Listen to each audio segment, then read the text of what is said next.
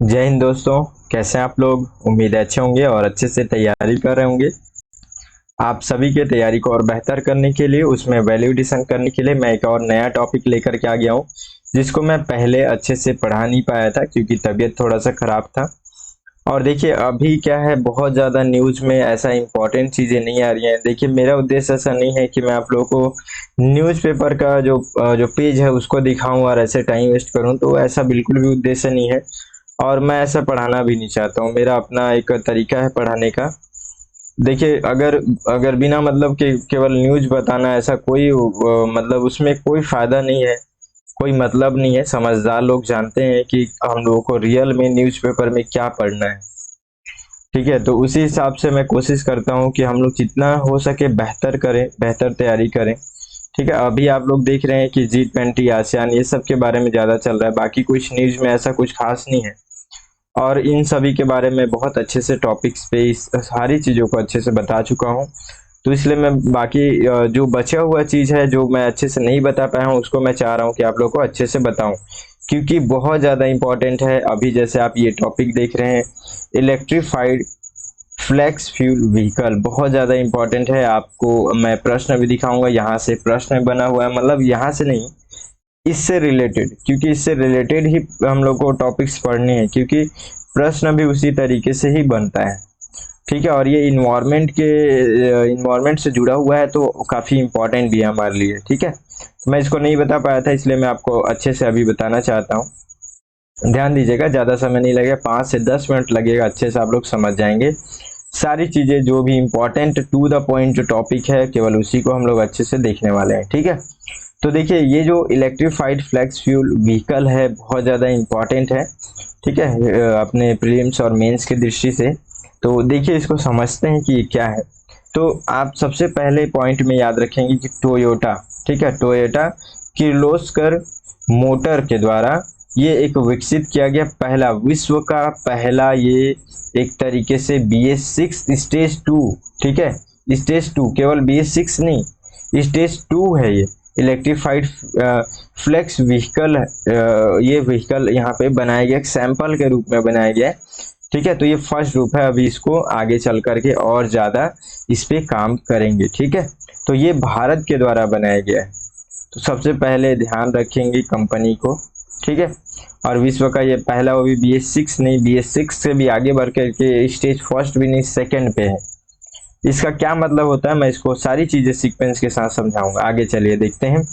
तो ये जो BS6 स्टेज 2 है, ये जो इस प्रकार का अगर वाहन अगर होगा हमारे पास, तो इससे हम लोगों को क्या होगा, तो देखिए वाहन में लगभग 85% जो है एथेनॉल मिश्रण का, एक तरीके से हम लोग पेट्रोल में जो मिश्रण करके उसको चला सकते हैं। ठीक है, प्लस इलेक्ट्रिक पावर ट्रेन की सुविधा भी है इसमें। ठीक है, तो ये एक एक पॉइंट याद रखेंगे। अगर हम लोग इसमें इथेनॉल इतना ज़्यादा अगर मिक्स कर सकते हैं, तो काफ़ी हम लोग को जो है पेट्रोल की बचत होगी। पेट्रोल का हम लोग जिस तरीके से अभी आयात कर रहे हैं, उसमें कहीं ना कहीं कमी आने में एक तरीके से मदद मिलेगा, कमी लाने में। प्लस हम लोग को पर्यावरण के संदर्भ में भी हम लोग काफ़ी अच्छा बेहतर सुधार कर पाएंगे, है ना। तो देखिए आगे, पेट्रोलियम और प्राकृतिक गैस मंत्रालय ने 20% से अधिक उच्च एथेनॉल मिश्रण के साथ पेट्रोल को प्रतिस्थापित करने का भी लक्ष्य रखा था। क्या लक्ष्य था उसको भी हम लोग देखने वाले हैं अभी, देखिए आगे। ठीक है, तो ये ईंधन जो है, ये वाहन में एक फ्लेक्सी ईंधन इंजन और इलेक्ट्रिक पावर ट्रेन होते हैं, जो कि उच्च एथेनॉल उपयोग और बहुत अधिक ईंधन क्षमता का दोहरा लाभ प्रदान करने में भी ये क्षमता प्रदान करता है। तो इस प्रकार का ये वाहन है, आप चित्र भी यहाँ पे देख सकते हैं। ठीक है, चित्र भी मैं रखा हुआ हूँ। और एक चीज और इसमें देखिए, फ्लैक्स फ्यूल व्हीकल, तो इस तरीके का जो वर्ड होता है ना, ये वर्ड बहुत ज़्यादा इंपॉर्टेंट होता है प्रीलिम्स के लिए। तो ये वर्ड याद रखिएगा, फ्लैक्स फ्यूल व्हीकल का क्या मतलब है। तो देखिए इसमें ऐसे इंजन होते हैं जो कि फ्लैक्स इंजन, जिसमें कि पेट्रोल, डीजल, इलेक्ट्रॉनिक और एथेनॉल का संयोजन, जिसमें कि 100% तक का एथेनॉल यहाँ पे शामिल हो सकता है, और उस पर ये चलते भी हैं। तो ऐसे वाहनों को हम लोग यहाँ पे कहते हैं फ्लैक्स फ्यूल व्हीकल। ठीक है, तो ये याद रखिएगा। इसके बारे में इतनी बातें, बस दो दो लाइन में जो बातें हैं, काफ़ी इंपॉर्टेंट है, इसको याद रखेंगे। देखिए इसका क्या महत्व है, आप नॉर्मली समझते हैं तो आपको इससे क्या महत्व, इसका क्या महत्व समझ में आएगा अगर इस तरीके का व्हीकल हो तो। सबसे पहला तो जो पारंपरिक ईंधन है उस पे हम लोग का निर्भरता कहीं ना कहीं कम होगा। ठीक है, हम लोग आत्मनिर्भर भारत जो है उसके कॉन्सेप्ट पे खड़ा उतरने में कहीं ना कहीं ये हेल्प करेगा हम लोग को। ठीक है, उसके बाद से हम लोगों को एक तरीके से इथेनॉल और विद्युत के उपयोग को अनुकूलित करने में भी एक उच्च ईंधन क्षमता के रूप में भी ये काम करेगा। ठीक है, पेट्रोलियम खपत को भी कम करेगा। पेट्रोलियम का खपत अगर कम होता है, उसका यूज कम होता है तो कहीं ना कहीं हमारे आयात में कमी आएगा। पेट्रोलियम से संबंधित जो प्रदूषण है उसमें हम लोग उसको कम कर सकेंगे। तो ये काफ़ी अच्छा हमारे लिए एक हम लोगों को एक पर्यावरण से भी लड़ने में, पर्यावरण को बेहतर करने में, ठीक है, हम लोग कहीं ना कहीं ये हेल्प करेगा। ठीक है, जलवायु परिवर्तन से निपटने में भी काफ़ी ये सहायता करेगा। कुल मिलाकर के बात ये कि यदि हम लोग उत्सर्जन कम कर रहे हैं, पेट्रोलियम चीज़ें जितने भी हैं उसका हम लोग अगर यूज यहाँ से कम होगा तो कहीं ना कहीं जो पर्यावरण प्रदूषण है उसमें भी कमी आएगी, उसमें कमी आएगी तो पर्यावरण की स्थिति बेहतर होगी, अच्छी होगी, है ना। जैसे कि ये डिकार्बोनाइजेशन और ग्रीन मोबिलिटी की दिशा में हम लोग महत्वपूर्ण प्रगति कर सकेंगे। ठीक है, तो ये इसका महत्व है। अब हम लोग ये सारी चीज समझ गए, व्हीकल क्या है, महत्व क्या है, BS6 मापदंड क्या है।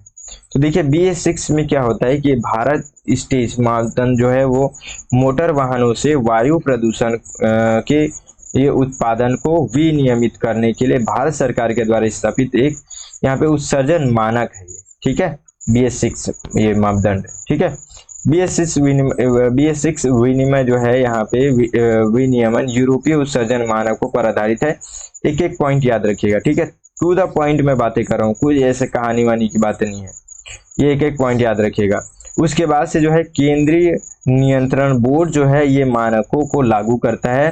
तो मानकों को लागू करने वाला अथॉरिटी कौन है, तो याद रखिएगा यहाँ पे central pollution board control board. ठीक है, तो इसको याद रखिएगा कौन ये इस सब चीज़ों को नियंत्रित करता है।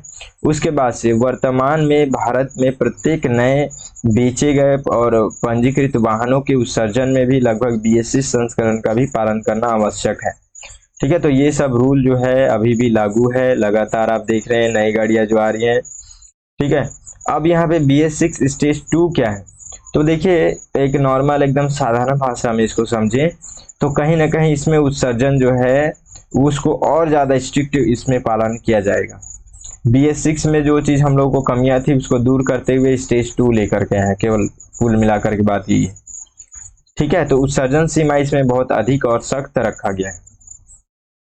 इसमें वास्तविक ड्राइविंग उत्सर्जन एवं कॉर्पोरेट औसत ईंधन अर्थव्यवस्था और ऑन बोर्ड डायग्नोसिस भी इसमें शामिल किया गया है।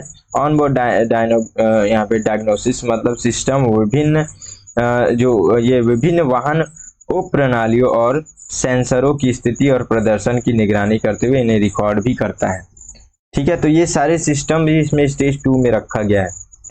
ठीक है, और भी अगर कोई बातें आएंगी तो मैं उसको जरूर बताऊंगा, अभी बेसिक तरीके से आप इतना याद रख सकते हैं। देखिए एथेनॉल मिश्रण का ये जो प्लानिंग है ये क्या है, तो इसको भी थोड़ा सा समझ लेते हैं। ये जैव ईंधनों में से एक है और इसमें जो है प्राकृतिक रूप से खमीर जैसे कि पेट्रोकेमिकल प्रक्रियाओं के माध्यम से शर्करा के किण्वन के द्वारा ये उत्पन्न किया जाता है। और भारत में ईंधन सम्मिश्रण कार्यक्रम का उद्देश्य जो है यहाँ पे तेल आयात को कम करना, उत्सर्जन पर अंकुश लगाना, ऊर्जा के क्षेत्र में आत्मनिर्भरता हासिल करना, किसानों के आय को दुगना करना और इन्हें उत्पादन जो अन्नदाता जो ये बने रहे, प्लस इसमें ऊर्जा दाता भी इनको बना करके एक तरीके से कहीं ना कहीं इनका आय जनरेट करना। ठीक है, इनका एक बेहतर स्थिति मतलब कृषक तो अन्नदाता ही है। ठीक है, प्लस ये अगर ऊर्जा दाता भी हो जाएंगे तो कहीं ना कहीं और बेहतर सुधार होगा इनकी स्थिति में, और इनकी स्थिति में नहीं बल्कि पर्यावरण में भी सुधार होगा। ठीक है, तो ये एथेनॉल सम्मिश्रण का यहाँ पे एक उद्देश्य है। प्लस भारत सरकार ये अभी यहाँ पे एक नया जो है परिवर्तन की है, याद रखिएगा कि जो 20% एथेनॉल मिश्रण जो था इसको 2030 रखा गया था, लेकिन अब इसको कम किया गया है और ये 2025 तक कर दिया गया है। ठीक है, तो 2025 तक अब करने का लक्ष्य है कि 20% मिश्रण जो है हम लोग उसको कंप्लीट करें। इस तरीके की बातें। देखिए यहाँ से एक प्रश्न पूछा गया है, इसलिए मैं इसको ज्यादा ध्यान दे करके सेपरेट वीडियो बनाया हूँ। देखिए इसमें प्रश्न है कि भारत की जैव ईंधन की राष्ट्रीय नीति के अनुसार जैव ईंधन उत्पादन के लिए निम्नलिखित में से किनका उपयोग कच्चे माल के रूप में हो सकता है। 2020 में पूछा गया प्रश्न है प्रीलिम्स में, तो इसलिए इम्पोर्टेंट हो गया है। देखिए कसावा, क्षतिग्रस्त गेहूं के दाने, मूंगफली के बीज, कुल्थी और सदा आलू, और ये सदा नहीं है ना, सड़ा आलू है ये। उसके बाद से चुकंदर। ठीक है, तो इतनी सारी चीजें हैं, इसमें से क्या चीजों को मिश्रित किया जा सकता है। तो देखिए एक बेसिक चीजें है इसमें पूछा गया था एक नॉर्मल तरीके से प्रश्न। तो मेरा मेन उद्देश्य था बताना, ताकि आप लोग फोकस कर सके जो मैं टॉपिक बता रहा हूँ कितना ज्यादा इंपॉर्टेंट है कि नहीं है, आप लोगों को इससे पता चलेगा। तो देखिए एक तरीके से ये जनरल अवेयरनेस के तरीके से प्रश्न था, क्योंकि यूपीएससी को पता है कि हम लोग ऐसे वर्ड याद नहीं रख पाएंगे। ठीक है, लेकिन एक बेसिक नॉलेज है। देखिए हम लोग मूंगफली के बीज जो कि इतना महंगा है, हम लोग तो उसका यूज नहीं कर सकते। अगर हम लोग इसका यूज नहीं कर सकते तो आप ऑप्शन देखेंगे जिसमें आपको दिखेगा कि 3 कितने में है। तो आपको दिखेगा ये ऑप्शन में 3 है यहाँ पे, फिर इसमें भी 3 है, इसमें भी 3 है। तो आप ऐसे ही इन तीनों को कट कर देंगे तो आपको आंसर मिल जाएगा कि 1, 2, 5 और 6। 1, 2, 5 और 6 में क्या क्या है। तो कसावा है, क्षतिग्रस्त गेहूं के दाने हैं, और ये सड़ा आलू है, चुकंदर है। ठीक है, तो ये कुल्थी और ये, क्योंकि कुल्थी जो है यहाँ पे इंग्लिश में देख रहे हैं हॉर्स ग्राम। तो दाल और मूंगफली कहीं ना कहीं ये सब चीजें जो है महंगी होती है। ठीक है, वेस्टेज तरीके का बात नहीं किया गया है, तो इसलिए ये दोनों हट जाएंगे, बाकी सब इसमें यूज होंगे। तो एक तरीके से जनरल अवेयरनेस जैसा प्रश्न पूछा गया था, काफी इंपॉर्टेंट था। लेकिन हाँ, ये है किससे संबंधित, तो आप देख रहे हैं कि एथेनॉल जैव ईंधन से संबंधित चीजें हैं। ठीक है, तो इस तरीके का प्रश्न पूछा गया था, इसलिए मैं ये टॉपिक को सेपरेट आपको ये वीडियो बना करके लाया हूँ। इसी तरीके से और भी वीडियो लेकर के आऊंगा, क्योंकि जो भी चीजें छूटी हुई हैं उन सभी चीजों को हम लोग को कंप्लीट करना है। ठीक है, और बाकी न्यूज में भी अगर कुछ खास बात होंगी तो मैं बिल्कुल जरूर लेकर के आऊंगा, आप लोग इसकी चिंता मत कीजिएगा। ठीक है, देखिए ये सब नॉलेज आप लोगों को बेहतर लगा होगा, आपको थोड़ा बहुत भी हेल्पफुल किया होगा आपके नॉलेज में, और वैल्यूएशन किया होगा तो आप जरूर लाइक कीजिएगा, कमेंट करके बताइएगा। ठीक है, मिलते हैं फिर अगले वीडियो में, तब तक के लिए जय हिंद।